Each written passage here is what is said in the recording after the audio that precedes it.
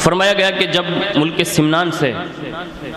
حضور مخدوم پاک رحمۃ اللہ تعالی علیہ چل کر پنڈوا شریف کی اس سرزمین پر تشریف لائے تو آپ کو سن کے حیرت ہوگی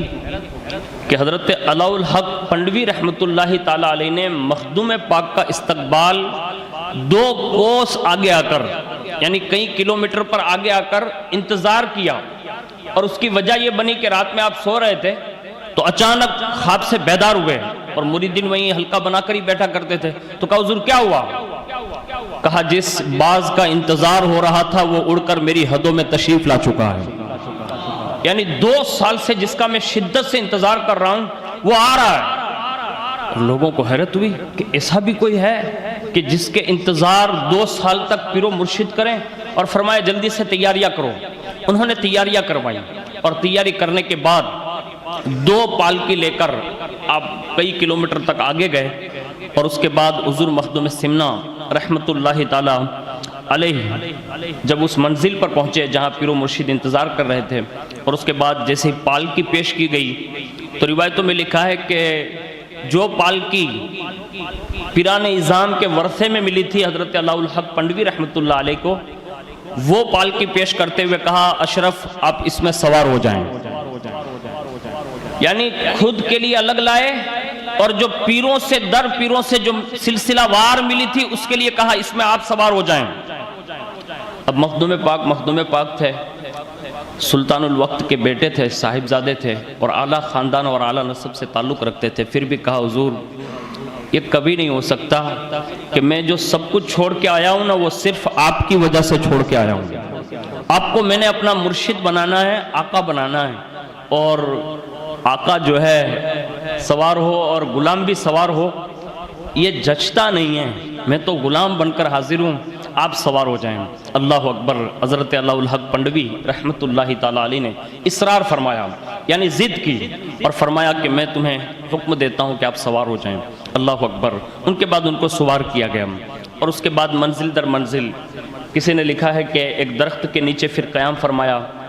وہیں کچھ باتیں ہوئی، اور اس کے بعد خانقاہ شریف میں حاضر ہوئے، اور جیسے خانقاہ شریف میں حاضر ہوئے نا تو مخدوم پاک رحمۃ اللہ تعالی علیہ نے پیر و مرشد کے دربار کا ادب یہ کیا کہ جو دروازہ تھا نا اس پہ باقاعدہ بوسہ لیا، اور وہیں جھک گئے، وہ کافی دیر تک اپنے پیر و مرشد کی چوکھٹ چومتے رہے، اور اس کے بعد جب حضرت علاء الحق پنڈوی رحمۃ اللہ تعالی علیہ نے آپ کی محبت کا اس طرح اظہار دیکھا، اپنے دونوں کندھے پکڑے اور کھڑا کیا، کہا بس اشرف میں جان گیا کہ تیرے دل میں ایک پیر کی محبت کتنی ہے۔ اٹھایا اور اٹھا کر اپنے حجرے میں لے گئے، اور اس کے بعد پہلا جملہ جو ارشاد فرمایا وہ یہ تھا، 2 سال سے نکلے تھے سمنان سے، اور سمنان کیسے چھوڑا وہ پہلی نشستوں میں آپ سن چکے ہیں، لیکن پہلا جملہ ارشاد فرمایا، کہا سید جب سے آپ سمنان سے نکلے ہر منزل پر علاء الحق پنڈوی تمہاری نگرانی فرما رہا تھا، یعنی پیر بھی ایسا ہو۔ حقیقت یہی ہے کہ آج ہماری اور آپ کی کمزوری یہ ہو گئی کہ ہم نے اندھوں کے ہاتھوں میں ہاتھ دے دیا۔ بہت سارے ایسے لوگ ہیں کہ جس کے ہاتھ ایسے لوگوں کے ہاتھ پڑ چکے کہ جس کا کوئی پیری مریدی سے تعلق ہی نہیں ہے، یعنی وہ پیر ہونے کی حیثیت تو درکنار، پیر کی کیٹیگری کیا ہے نا وہی نہیں معلوم۔ اعلیٰ حضرت کے خالی 4 شرائط ہیں، اور غوث پاک نے 12 شرائط رکھے ہیں، یعنی طریقت کی منزل میں قدم رکھنا ہم یہ سمجھ رہے ہیں کہ یہ سب کچھ بہت آسان ہے، نہیں، پیر کی حیثیت یہ ہوتی ہے، پیر کا مقام یہ ہوتا ہے کہ اشرف سمنان سے نکلا تھا، ہر منزل پر علاء الحق پنڈوی تیری نگرانی کر رہا تھا، اور سنو تم جہاں جہاں بھی پہنچتے تھے نا کہا ہر لمحے کی خبر خضر مجھے آ کے دیا کرتے تھے، یعنی جس کا مرید اس شان کا مالک ہو اور جس کا پیر اس شان کا مالک ہو تو پھر وہ سلسلے جو ہے نا پوری دنیا میں چھاتے ہیں، ورنہ وہ سکڑ کر رہ جاتے ہیں، اور قریب کے چند لوگ وہ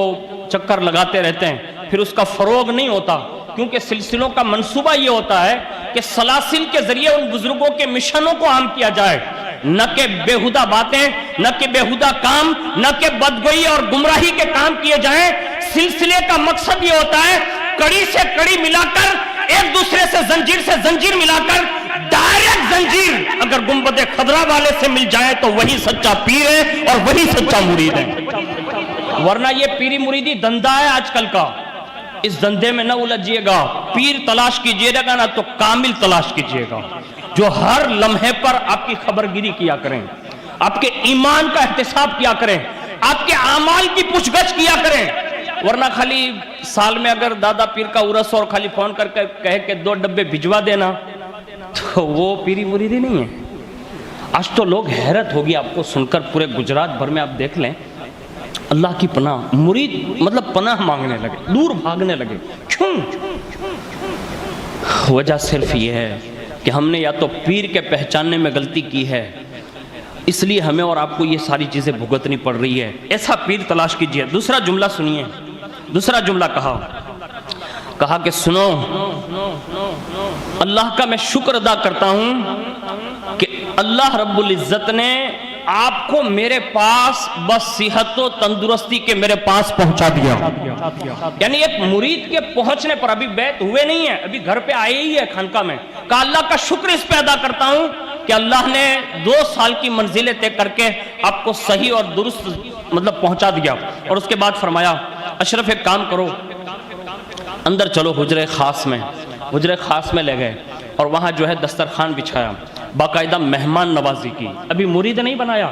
مہمان نوازی کی، اور مہمان نوازی میں قسم قسم کے بہترین کھانے، حضرت سیدنا مخدوم اشرف سمنانی علیہ رحمہ کو کھانا کھلایا۔ اور کھانا کھلانے کے بعد، کھانا کھلاتے وقت مریدوں نے یہ حیرت سے دیکھا کہ اس در پر پہلی بار آنے والے سید اشرف کو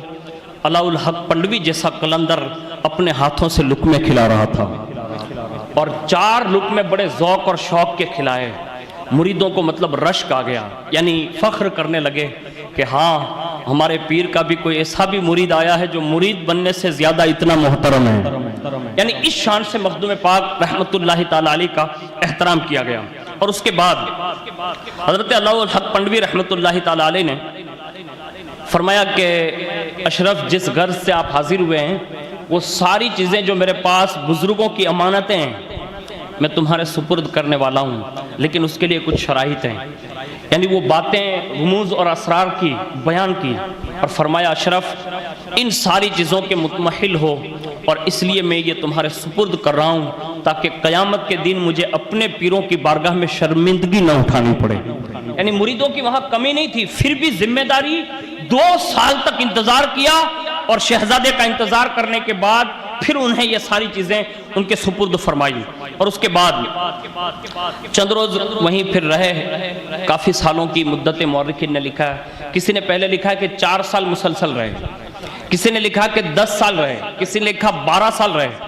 تمام تر روایتوں اگر اکٹھا کر کے اگر آپ مخدوم پاک کے پیر و مرشد کی بارگاہ میں رہنے کی مدت دیکھیں گے نا تو مورخین کا اس بات پر اتفاق ہے کہ 20 سال تک اپنے پیر و مرشد کی بارگاہ میں گزار دیے۔ 20 سال میں محبوب یزدانی کو کیا کیا اپنے رب کی بارگاہ سے دلایا، تو پہلا خطاب جہانگیری عطا فرمایا۔ یعنی یہ علاء الحق پنڈوی رحمت اللہ تعالیٰ علیہ کی تمنا تھی کہ کاش میرے سید کے لیے اللہ کی جانب سے کوئی خطاب پیش کیا جائے۔ حالانکہ مرید بھی اپنے اپنے انداز میں یا پیر اپنے انداز میں کچھ نہ کچھ اپنے القابات رکھ لیتے ہیں، خطابات رکھ لیتے ہیں، لیکن سید مخدوم اشرف سمنانی رحمت اللہ تعالیٰ علیہ کی یہ شان ہے کہ پیر و مرشد نے یہ تمنا کی کہ کاش اللہ کو ایسا سبب بنائے کہ میرے اس ہونے والے مرید کو ایسا کوئی خطاب ملے جو اللہ کی طرف سے ہو۔ اللہ اکبر، چند روز نہیں گزرے نا